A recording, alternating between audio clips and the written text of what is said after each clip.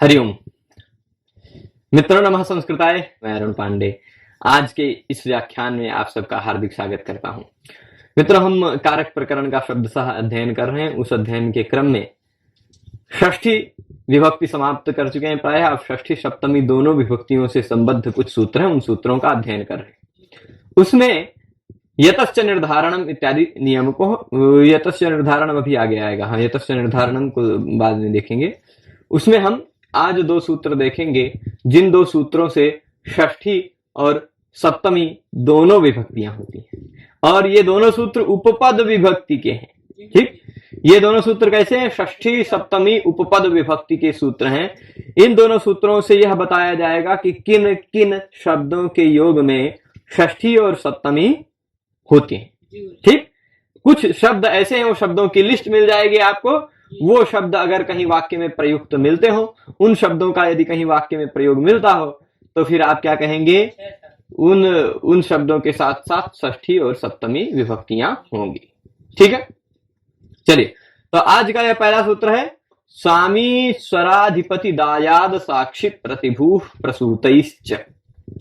स्वामी स्वराधिपति दायाद साक्षी प्रतिभू प्रसूतैश्च, यह नियम है। इसमें आप देख लीजिए, शब्दों की लिस्ट दी है। एक है स्वामी, एक है ईश्वर, अधिपति, सब एक जैसे पर्यायवाची शब्द है। जो स्वामी है वही ईश्वर है, वही अधिपति है ना। और दायाद उत्तराधिकारी कहा जाता है। दायाद, साक्षी, प्रतिभू और प्रसूत, कुल 7 शब्द हैं इस सूत्र में। स्वामी, ईश्वर, अधिपति, साक्षी, प्रतिभू, दायाद, साक्षी, प्रतिभू और प्रसूत। ठीक, 7 हैं कुल। ये क्या करें?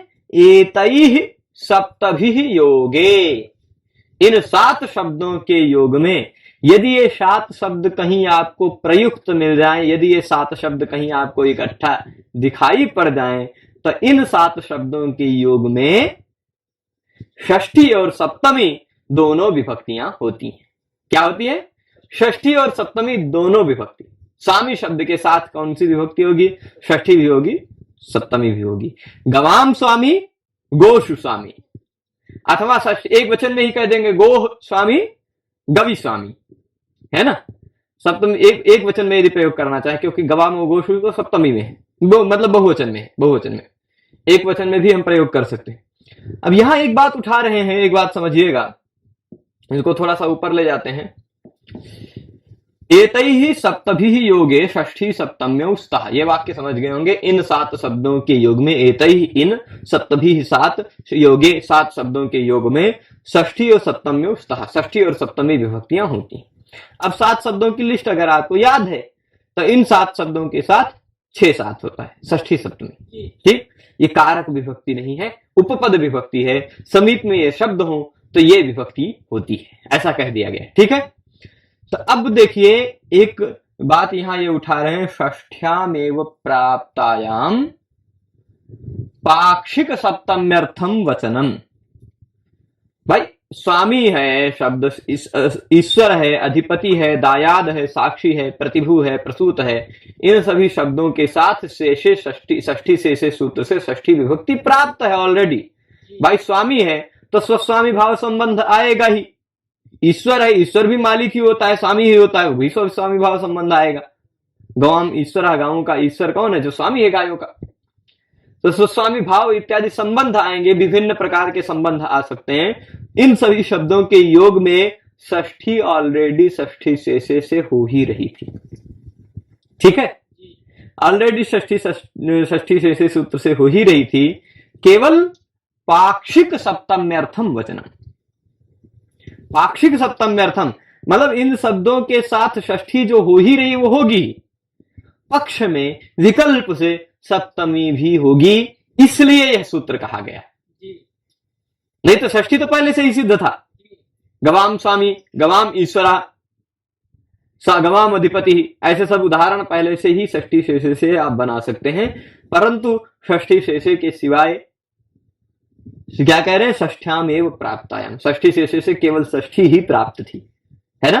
केवल षष्ठी विभक्ति ही तो होती, षष्ठी शेषे से सप्तमी तो होती नहीं।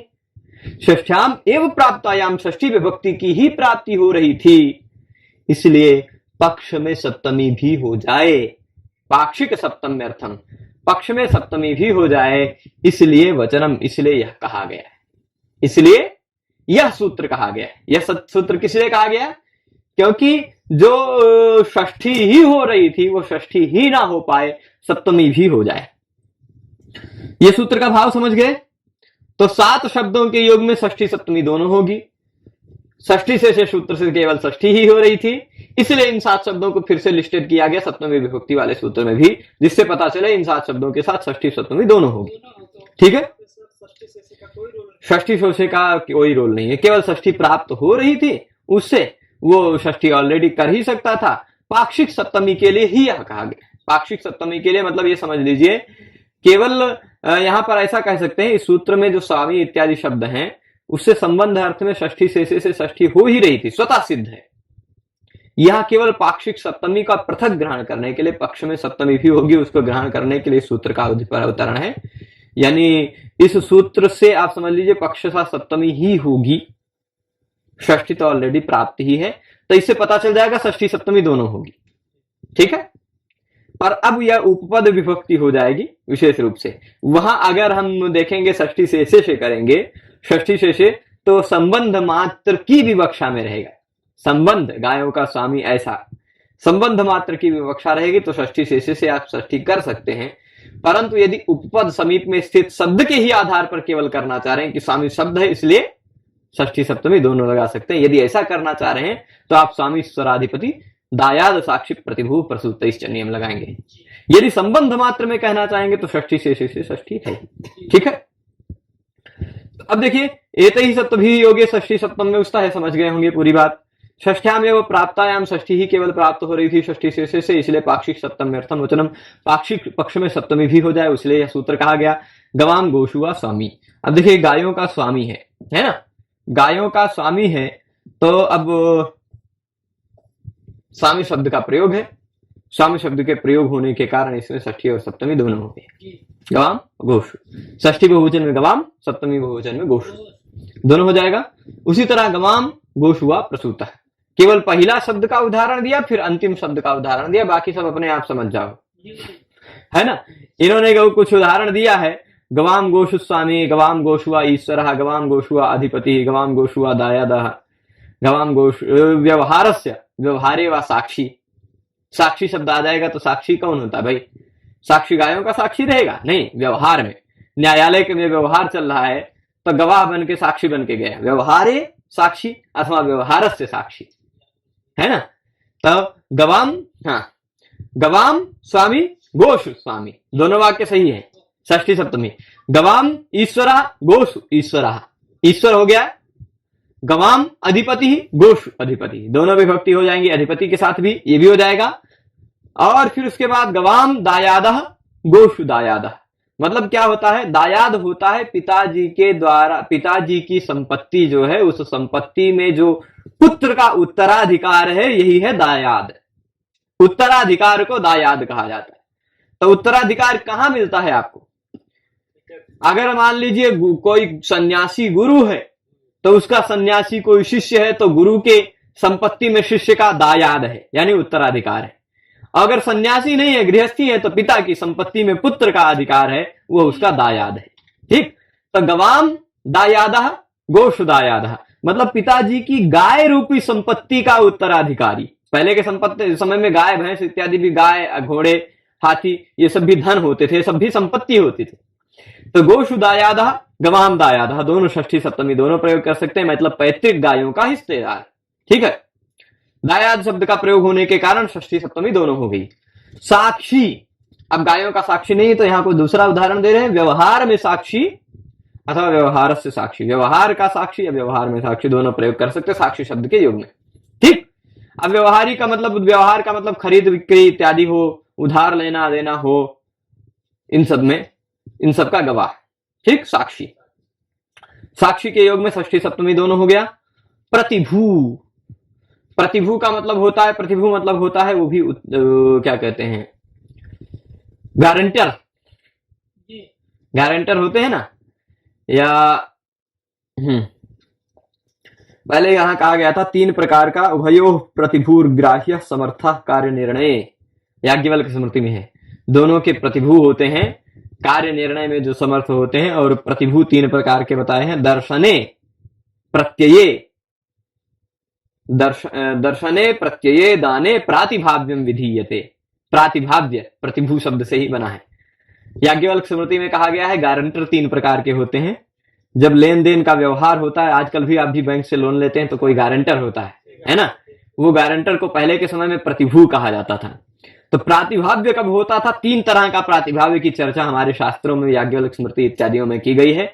एक प्रतिभू ऐसा होता था जो दर्शने, पहले के समय में बैंक नहीं होता था, उधार लेना हो देना हो तो किसी सेठ जी से लेते थे, किसी बड़े धनी से लेते थे उधार, वो ब्याज पर देता।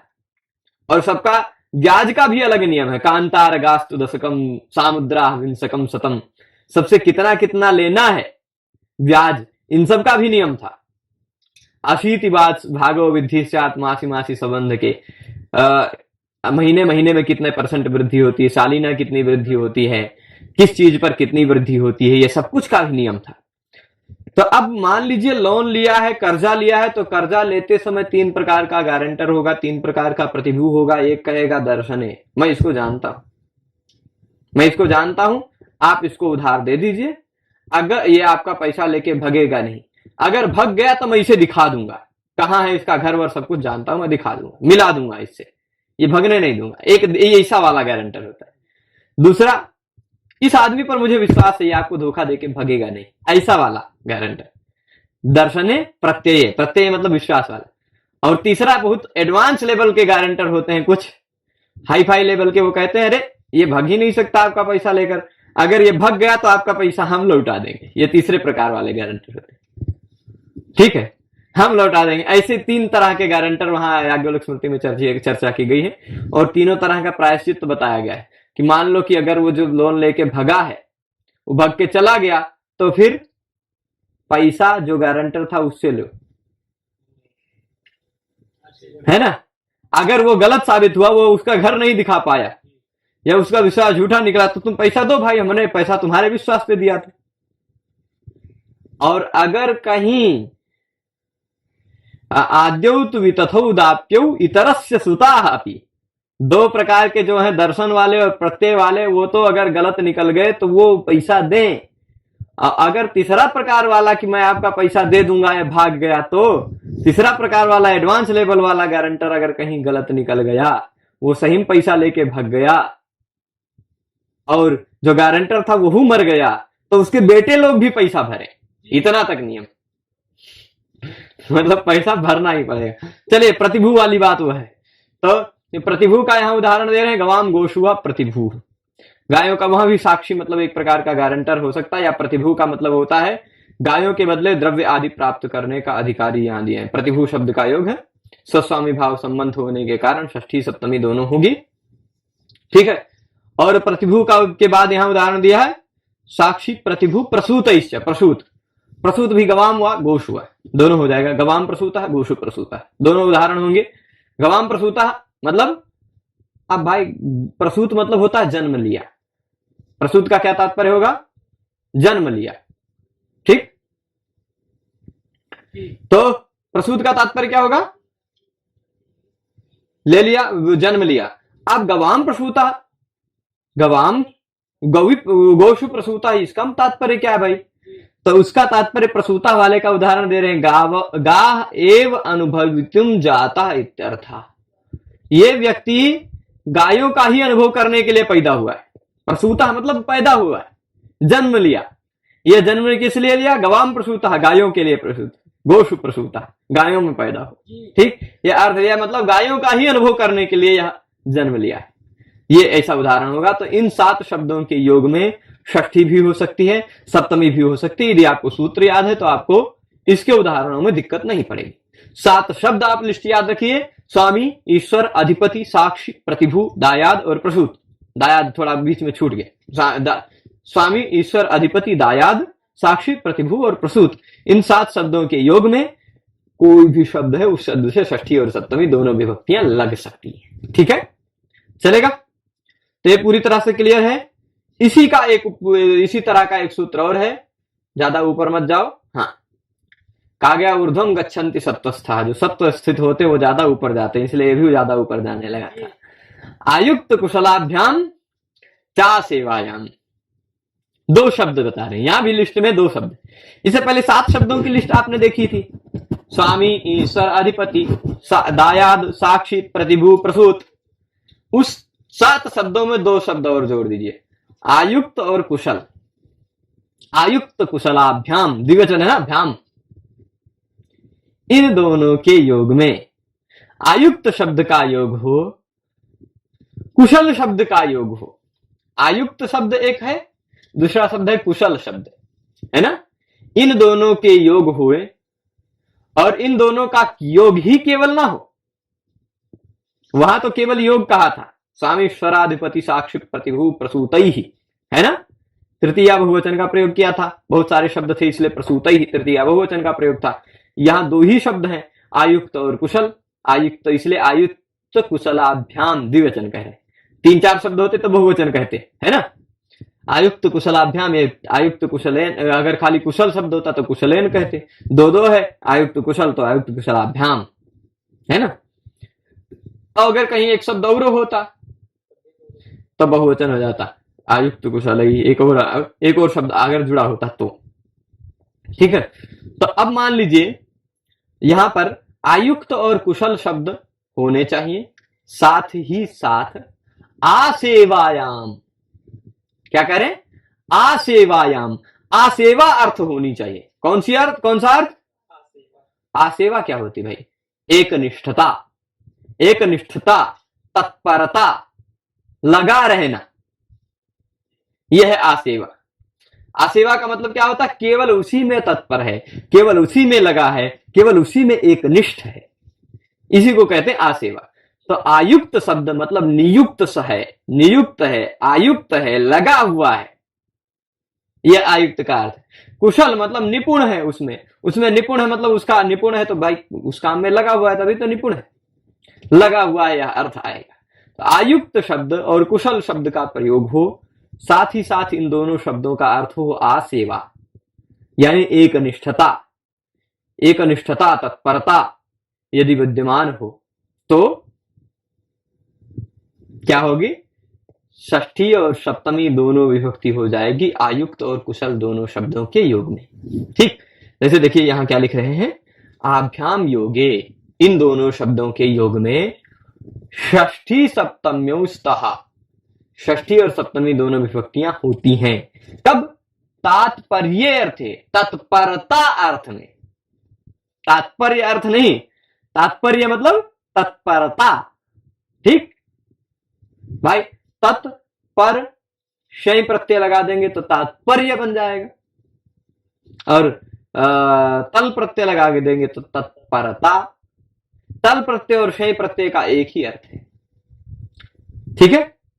तो तात्पर्य और तत्परता, तात्पर्य अर्थे यानी आसेवायाम अर्थे, तात्पर्य जो है वही आसेवा है, वही तत्परता है, वही तात्पर्य है, वही आसेवा है, वही एकनिष्ठता है। ये कई शब्द हम बता दिए इसलिए। तो तत्परता के अर्थ में इन दोनों शब्दों के साथ षष्ठी और सप्तमी दो विभक्तियां होती हैं। अब देखिए, आयुक्त का मतलब होता है व्यापारित, लगाया हुआ। आयुक्त शब्द का अर्थ बता रहे हैं, आसेवा का तो अर्थ बता दिए तत्परता, है ना। आयुक्त का मतलब क्या हुआ? लगा हुआ, उस व्यापार में लगा दिया है, नियुक्त कर दिया है, व्यापारित कर दिया है। भाई तुम ये व्यापार करो, तुम ये क्रिया करो। क्रिया, व्यापार मतलब व्यापारो भावना संयोत्पादना संयोजक क्रिया। व्यापार जो है वही भावना है, वही उत्पादना है, वही क्रिया है। ठीक, तो व्यापार ही क्रिया है। यहां क्या कहेंगे? आयुक्तः यानी व्यापारितः, जिस व्यापार में लगा दिया गया, उस क्रिया में लगा दिया गया है, नियुक्त कर दिया गया है। आयुक्त का नियुक्त पर अर्थ लिया जा सकता है। ठीक, तो आयुक्तः हरिपूजने अथवा आयुक्तः हरिपूजनस्य, हरिपूजनस्य आयुक्तः, हरिपूजने आयुक्तः, दोनों प्रयोग कर सकते हैं आयुक्त शब्द के साथ, षष्ठी और सप्तमी दोनों। अब षष्ठी कब होगा? षष्ठी होगा क्यों होगा और सप्तमी क्यों होगा? क्योंकि सूत्र ने कहा है आयुक्त कुशलाभ्याम चा सेवायाम, है ना। आयुक्त शब्द का प्रयोग है, इसलिए हरिपूजन शब्द में षष्ठी भी हुई, सप्तमी भी हुई। इसका तात्पर्य क्या हुआ? हरि के पूजन में लगा हुआ, हरि के पूजन में विधिवत लगा हुआ है, ठीक है। आयुक्त है, व्यापारित है, ठीक है, ये हो जाएगा। अब दूसरा उदाहरण दे रहे हैं, कुशलः हरिपूजने अथवा कुशलः हरिपूजन से। 4 उदाहरण दे रहे हैं एक ही वाक्य में। वाक्य आपको एक ही दिख रहा होगा, पर इसी एक वाक्य में 4 उदाहरण दे रहे हैं। आयुक्त कुशलो वा हरिपूजने हरिपूजनस्य वा। जहां कहीं भी वाक्य में वा दिखाई पड़ रहा हो, वहां उस वा को तोड़ करके 2 वाक्य बना दीजिए। अगर कहीं 2 जगह वा है तो 2 दूना 4 वाक्य हो गया, ठीक। तो खाली पहले आयुक्ता को बोलिए, आयुक्ता हरिपूजने, आयुक्ता हरिपूजन से। इस वा को हटाए, कुशलः हरिपूजने, कुशलः हरिपूजन से। 4 वाक्य हो जाएंगे, 4 वाक्य है ना। तो आयुक्त शब्द के साथ भी षष्ठी हुई तो हरिपूजन से, आयुक्त शब्द के साथ सप्तमी हुई तो आय हरिपूजने। उसी तरह कुशल शब्द के साथ षष्ठी लगी तो हरिपूजन से, कुशल शब्द के साथ सप्तमी लगी तो हरिपूजने, हरिपूजने कुशला। तो हरिपूजने कुशला अथवा हरिपूजन से कुशला, ये अगर कहेंगे तो इसका तात्पर्य होगा हरि के पूजन में कुशल है, निपुण है, ठीक है। समझ जाएंगे?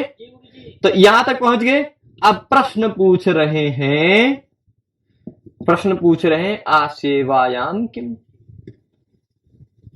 भाई सूत्र में केवल आयुक्त कुशलाभ्याम शब्द ही कह देते काम चल जाता, आप आसेवायाम शब्द क्यों कह रहे हो? क्या जरूरत पड़ गई आसेवायाम कहने की? आसेवायाम ना कहते तो क्या दिक्कत आती?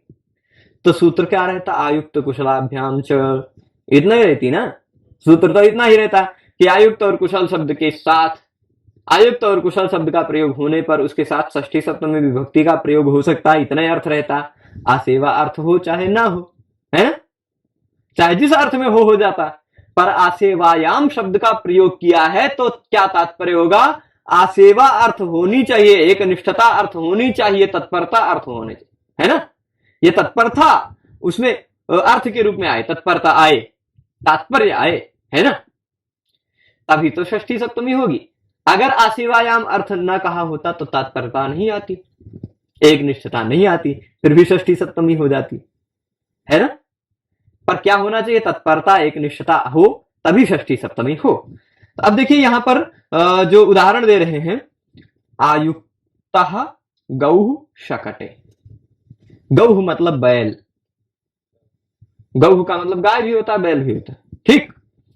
तो यहां गौः मतलब बैल, शकटे मतलब बैलगाड़ी, आयुक्त है, बैलगाड़ी पर नियुक्त है, लगा हुआ है बैलगाड़ी पर यहां तत्पर अर्थ नहीं है, बैलगाड़ी में तत्पर नहीं है, लगा दिया गया है। उस लगे हुए का अर्थ है ईषद युक्त, थोड़ा सा युक्त है, थोड़ा सा युक्त है, पूरी तरह से अभी वह बैलगाड़ी में लगा नहीं है, है ना। क्या कह रहे हैं यहां? अगर पूरी तरह से लगा हो, पूरी तरह से बैलगाड़ी में तत्पर हो, एक निष्ठ हो, यदि बैल एक निष्ठ हो, तब तो षष्ठी सप्तमी दोनों होती। पर एक निष्ठ नहीं करे, ईषद युक्ता, थोड़ा सा जुड़ा हुआ है बैलगाड़ी से, लकड़ी की गाड़ी में थोड़ा सा जुड़ा हुआ है बैल, थोड़ा सा जुड़ना अर्थ है, न कि पूरी तरह तत्पर होना, न कि एक निष्ठता अर्थ है। तो एक निष्ठता या तत्परता अर्थ नहीं है यहां पर, थोड़ा सा जुड़ा होना अर्थ है। इसलिए षष्ठी सप्तमी दोनों ना होकर केवल आधार अधिकरण की विवक्षा में सप्तमी हो गए, ठीक है। तो आयुक्ता गौ शकटे ये हो जाएगा, कोई दिक्कत? इसमें आयुक्त के साथ केवल सप्तमी हुई। इसके बाद इस पाठ में यही रोकेंगे, इसके बाद यतश्च निर्धारणम इत्यादि सूत्र हैं, उन सूत्रों को अगले पाठ में देखेंगे, वो भी षष्ठी सप्तमी के ही सूत्र हैं। तो इस पाठ में यही रोकते हैं। आप सभी लोग पूरे पाठ में जुड़े रहे, उसके लिए सभी को बहुत बहुत धन्यवाद। नमः संस्कृताय।